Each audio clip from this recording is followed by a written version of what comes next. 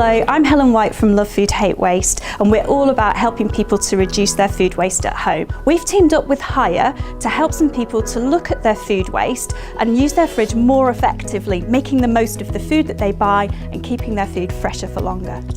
Okay, so I've taken a look at Amanda's fresh diary and I can see that she likes lots of fresh vegetables and fruit and chicken. So I'm going to share with her some top tips to help her make the most of the food that she's buying.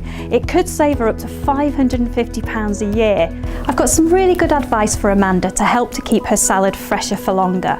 First of all, don't squash it. So treat it with some TLC in the supermarket and on the way home.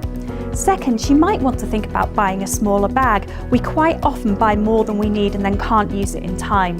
And finally, once she's opened the bag and maybe used some of the salad, she could pop a square of kitchen roll in there, seal the top and pop the leaves back into the fridge. That way they'll last a little longer. I have emptied some fruit into the fruit bowl already.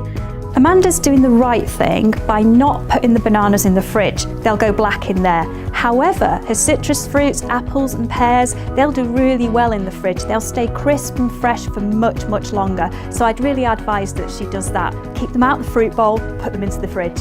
Amanda was gutted that she ended up throwing away 4 chicken breasts, which could have cost around £4. What she might want to do is break the 4 into 2 lots of 2, pop 2 of them into a plastic bag. She needs to write on it what's in there, chicken, so she doesn't get an unidentified frozen object, and the date that she put it into the freezer. That means then it's there ready for her to use when she needs it. She's planning for the unplanned. It's really easy to miss a little pot of yogurt at the back of the fridge. So one of the things you can do is freeze it. Frozen yogurt makes for a great dessert and it's there ready for an emergency pud. Another thing you could do is pop lolly sticks into the pots and freeze them.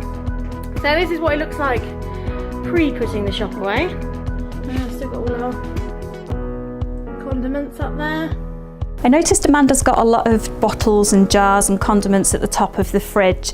If they're not open, they don't need to be in there. So once you've bought it, you can pop it into a cupboard. When you've opened a condiment, look at the guidance on pack and keep it in the fridge where it'll stay at its best. So there are some top tips for Amanda, which could see her saving up to £45 a month. I hope that you found them interesting as well, and they could save you some money.